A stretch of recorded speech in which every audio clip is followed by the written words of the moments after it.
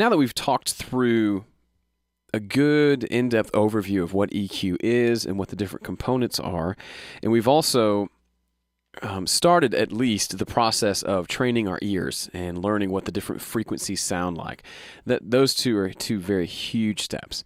Well, now we need to talk about the practical approach to EQ. What does it mean to, when you have tracks sitting in front of you and you need to mix them, what does it mean to put an EQ on there? What are the goals we're trying to achieve?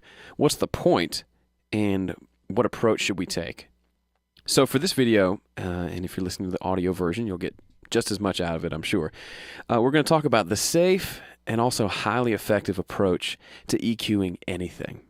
So this isn't some sort of magic trick. This isn't any sort of voodoo, and it's not necessarily the only way that you can do this. But this is the way that I, over the years, have learned to EQ, and the way that I think works best and keeps you out of a lot of trouble in a lot of other areas when you're going to mix. So we're going to talk about that. And the first thing that I need to just hammer home once again, if you watched the last video about ear training and the way to go through and listen to and identify different frequencies and get familiar with those, if you kind of breeze through that and want to move on to the next video, I understand that. I probably would have done the same thing at some point. But if you don't have a good grasp of what 200 hertz sounds like, of what 2K sounds like, then I'd say go ahead, watch this video, enjoy it. But I'd say go back after you watch this video, after you watch all the videos, go back and do that ear training exercise. Do it with a couple different songs from a couple different genres. And then once you've done that, come back and watch this. And it's going to help you understand a lot better. Because basically the things I'm going to talk about in this video and the next one really aren't going to be nearly as helpful, and you may even be a little frustrated if you're not really familiar with the frequencies and what they sound like, because that's the hinge on which this whole thing turns, is an understanding of what the frequencies are. And the reason that a lot of times you're so confused as to what to do, you have a track that doesn't sound right, you know maybe what you want it to sound like, and you have no idea how to get there with EQ. A big part of that is because you just don't know which frequencies are doing what. It's hard to even identify the offending frequency. So that's what this video is going to be about, is talking about the approach to doing that and how to do that. And then in the next video, we're going to look at practical applications. I'm going to give you some different examples to at least jumpstart your brain into kind of thinking through these things practically as you open up your sessions. Because having a lot of head knowledge about EQ without actually being able to use it for something doesn't really help anybody. So we're going to look at this track here that we had from the last video, just one of the finished songs off of my album. And to make things easier, we're going to just hide this other stuff so we're all on the same page. And we're going to use the same EQ that we were using as well. So we'll just I'll just put a new version on here just so that everything's back to normal. Okay. So what's the deal with your approach to EQ? What do you do first? Well, I don't have a step-by-step process of what order you need to do things, but I do have several steps that you should cover. That's gonna help you out a lot. So as we said before, you've got to be familiar with the frequencies before you can really come in here and with any sort of authority and with any sort of confidence. Before you can come in here and start moving things around, you got to know what these frequencies are that you're adjusting. Otherwise, you're like so many people that I've talked to who say they just pull up an EQ and they kind of just randomly start just turning stuff and hoping that it sounds good. And there's a part of EQ that sometimes that's just it. You try and you just got to randomly grab some knobs and turn them. But that's usually a last ditch effort and doesn't really afford you much confidence if that's what you're always reverting to. So you should, for most of the tracks that you're dealing with, you should have some confidence as to what you want to do and an approach to doing that. Does that mean I know exactly what frequencies I'm going to be adjusting and exactly how much gain and boost and all that?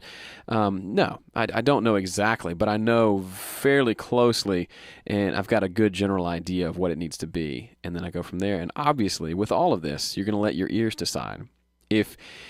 If I'm telling you to remove 400 hertz from a kick drum and you find that removing 300 sounds a lot better, by all means, do the 300. Don't just do what I told you because I told you. Your ears are have the final say in all of this. So there's two approaches to mixing, or two approaches to EQ specifically. And one is not better than the other. I've just found for me personally that one approach tends to lend itself to better mixes and to just an overall better approach to how I go about mixing and my philosophy towards it. So the two different approaches to EQ are additive and subtractive. So as the names suggest, additive is where you're using EQ to add something to the signal. Subtractive is when you're using EQ to take something away. Now, if you've been hanging around me, if you've taken any of my other courses or watched some videos on Home Studio Corner, then you've seen that you probably have a good guess as to what my approach is. So we're going to get into that. Let me give you an example of what we're talking about. Let's just play this track. I'll put it down at a lower volume, and we'll just mess around with some EQ. So I'm going to give you an example of additive EQ to start with. So this is the idea that, granted, this track already sounds good. It's a finished mastered track. But let's just say we're listening to it, and let's give it a quick listen. Just like the leaves of fall, I'm changing, I'm dying to the colors. Let's say we wanted it to have a little bit more thump in the low end and maybe a little more sparkle in the highs. Now, just as a disclaimer, I don't think it really needs that, but let's just assume that it did, that it had those problems and we wanted to fix those. Now, obviously, this is a full mix. We're going to get into specific examples of EQing specific tracks in the next video, but this is more just to give you an idea of what I'm talking about. Okay, so we're going to take the low frequencies and we're going to boost some lows and boost some highs because we want more lows and highs in the mix. So let's do that real quick. Can somebody help me find myself? When I look, I see somebody else. Just like the leaves of... Okay, what do you notice? What's the very first thing you noticed? Probably, especially if you're a Pro Tools user, you notice this right here. These two lights lit up, and right here, there's all sorts of clipping going on. Why is that? Well, this is, for one thing, this is a really loud, a hot track. It's been mastered, so it's at the maximum volume pretty much. There's still some dynamics to it, but it's the loudest parts are as loud as it can be for a digital recording. And you'll notice when I added anything, I didn't even have to do it this dramatic. Just a little adds here and there caused it to clip. And I'll show you what I mean. I'm going to bring this back down. Okay, back to flat. Now, watch what happens just if I add just a little bit of boosts on the lows and highs again.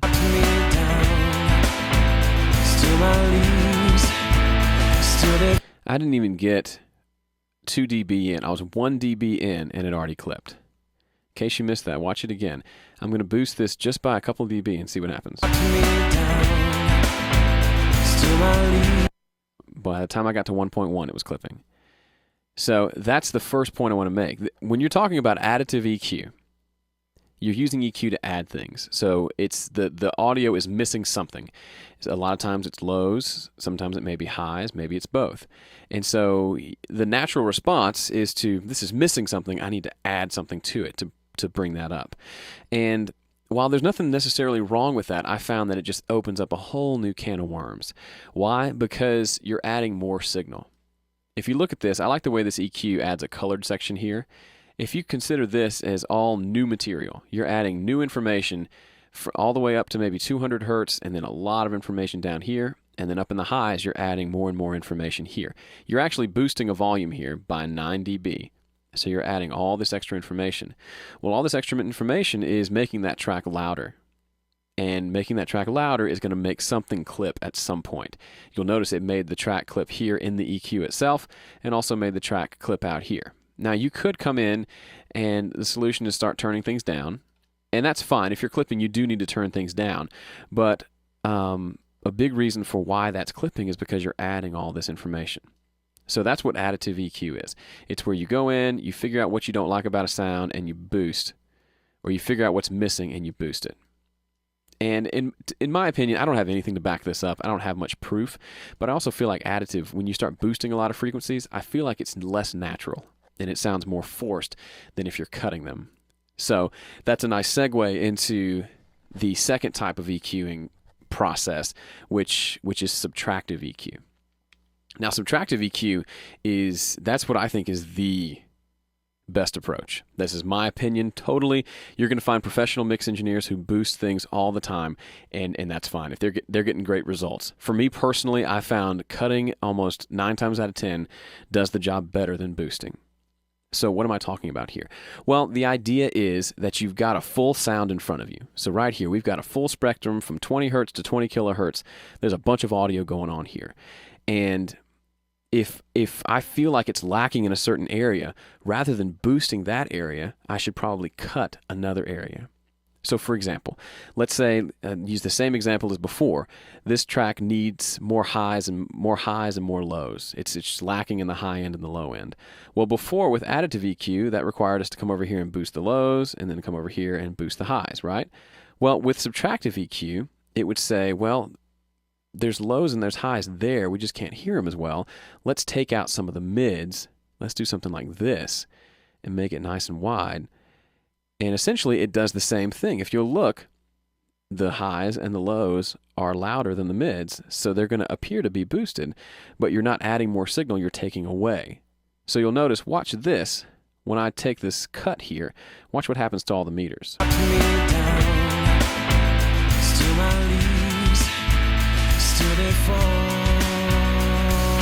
Okay, first thing you notice is it doesn't clip at all. It actually goes down in volume because I'm bringing things down. I'm subtracting from the signal. I'm taking away. Also, you'll notice that the signal itself actually has a similar sound to what we achieved with the boosting. I'm going to copy this EQ, and on this one, I'm going to do that boost again. So I'm going to come in here. I'm going to boost the lows, boost the highs. Actually, let's use this one. Okay, and then with this one, I'm going to cut the mids. So there's two different options here. So let's listen to the first one again, where we boosted everything, and I'm going to adjust the volume on this. Let me switch this order here. Okay, here's the first one where everything was boosted. I'm going to turn it down because that boosting is causing more signal and causing things to clip. So I'm going to turn it down a little bit and make sure that's not clipping first.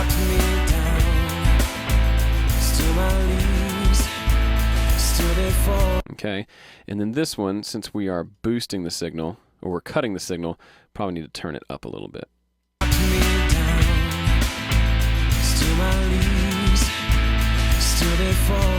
Looks like actually we don't have to do much of that at all. Okay, so now we've got them basically roughly at the same volume. So let's take a listen. We'll listen first to the boosted signal, then we'll take a listen to the cut signal. Let's see how they compare to each other.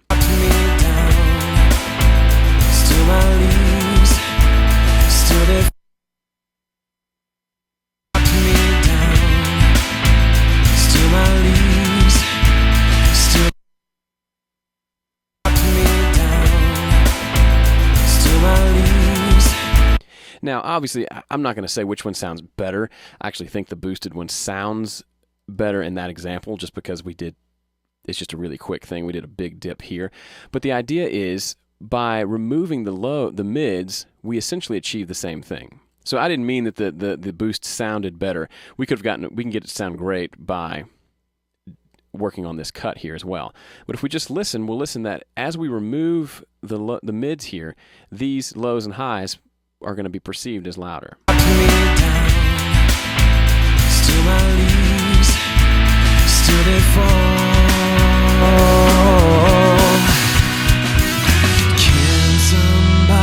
Now, obviously, that doesn't sound great because we're losing all the mids, which is where all the goodness in the vocals and everything is. But you get the idea. So the point here, and I hope I'm not confusing you, the point is if you want to adjust a recording, you can either boost frequencies that you want to hear more of, or you can remove frequencies that you don't want to hear more of, or that you want to minimize. That's the idea.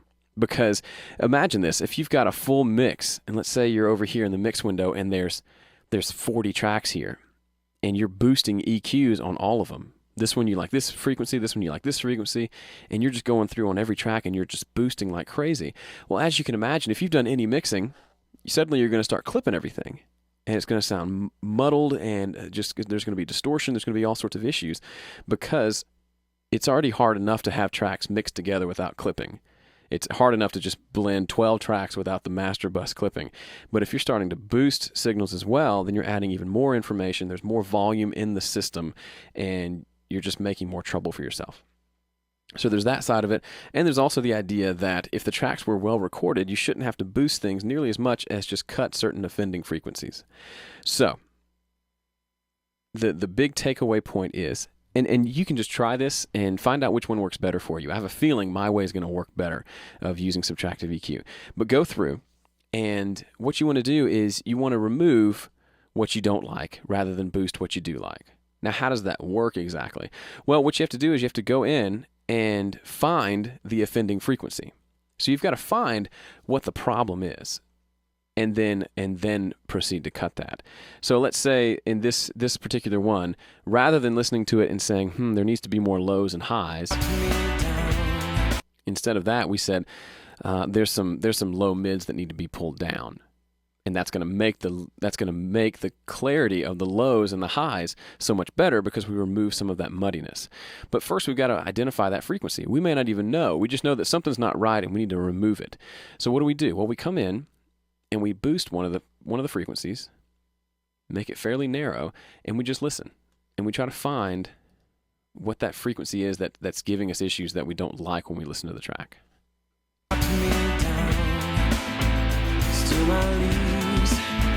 Still they fall. Can somebody help me find myself? When I look, I see somebody else.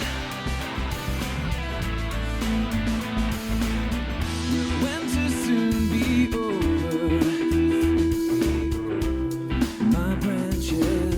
Okay, let's just say that was that ringing, that sound there, that ringing sound is a little much, and it's in the mix. I want to cut that out. So that's what we did. Let's just say that was the frequency we wanted. Well, we went and we found it, and we found that was the frequency that was bothering us, and then we brought it down. And so we come in and you just bring it down a little bit, and maybe you bring down that frequency a lot. I tend to do, if I'm going to do a big cut, then I make it fairly narrow, so it's not affecting a bunch of frequencies. Or if I do a smaller cut, I make it a little bit wider, and then just listen to the results. So we go from this to this. Still my leaves, still they fall.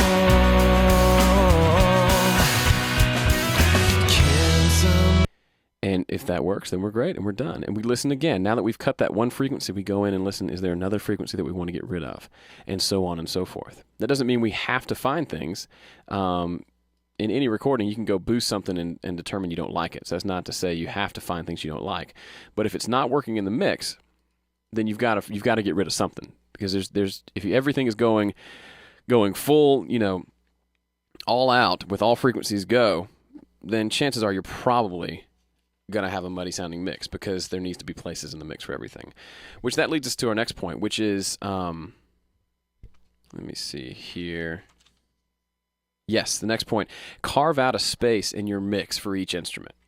If we go back and we were listening to this using our little ear training trick, let me make all these a little smaller.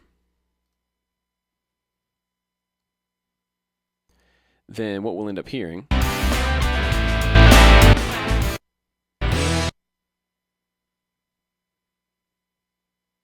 let me get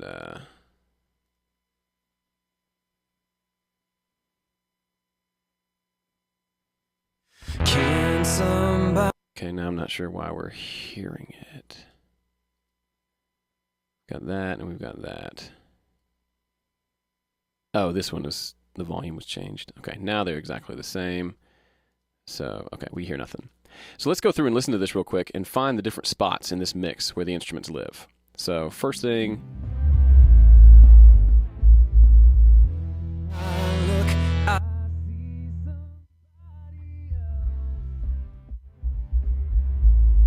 So kick drum and bass are hanging out down here. That's pretty much it, right? And more of the tone of the bass is up here around 100.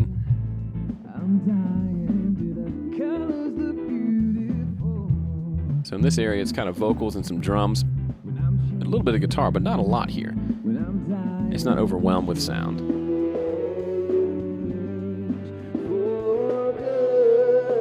Vocals are really strong in this kind of upper mid area.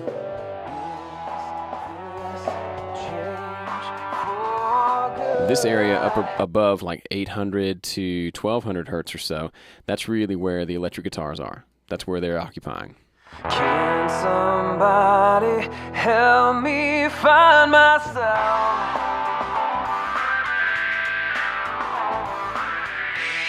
So that's pretty much all you hear in these areas. And then up there are the cymbals and the hi-hat. So in just this fairly simple song, you've got vocals are occupying this big range. I mean, they're obviously going to occupy a lot. Bass and kick drum are down here. Rhythm guitar is kind of in here with the vocals a little bit, and like the snare drum. And then the electric guitars are up here. So it's mainly vocals, bass and kick, guitars, and then like cymbals and high-end stuff. So that's the idea. When I mixed this song, that's what I was going for. Now, how did I do that? Well, on the vocal, for example, if it's occupying this area, then I don't need anything down here. So I use a high-pass filter to get rid of all the lows on the vocal so that there's not nearly as much low end down here. And I do that on every track. And then that doesn't have to have low end. And then on the electric guitars, for example, got rid of a lot of low end, but also cut out some of these low mids that didn't really have to be there because that's kind of the vocal land. So I made that kind of a wider cut, I'm sure, and cut that out. So now you can see from this curve that the electric guitars are living up here. For drums and stuff like that, they, for the most part, had the kick drum down here, occupying the low end, cut out some of this area to make room for the vocals, and then the cymbals and stuff lived up here. And you'll notice with all these examples I'm showing you, bass, for example, let me show you that. Bass didn't really have much high end, so I kind of would do something like that, because it doesn't need that, and then came in and found this frequency in the lower end of the vocal range, and got rid of that because it was kind of resonating. And so the bass really is occupying here with a little bit of its tone up here so you can pick it out. So with all of these examples, you'll see that I did a cut for everything. And this is just a quick example. That's not exactly what I did, but it gives you the idea that I used EQ in a subtractive way. I didn't do hardly any boosts. And I was able to carve out a space for each instrument. So now they all live together in separate spaces. Take a listen and just listen briefly. I'm going to play just a few seconds of the song. Listen to how the drums, the kick drum and the kick drum and the bass are together, the guitars are together, and the vocals and some of the guitars sit in the middle, and how it's all fairly balanced and they all kind of occupy their own space. Oops, let me turn this one off here. Can somebody help me find myself?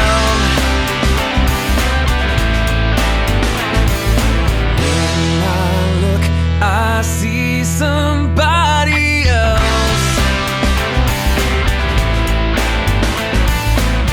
just like the leaves fall. I'm changing. So not only do you pan the tracks left and right to give them separation from each other, you EQ them separately from each other to give them space within the mix. You've probably heard that a million times, and it's kind of a it's a fairly obscure phrase, carve out space for each instrument. But that's what we're talking about, is removing frequencies from some instruments that you can get away with to make room for other instruments.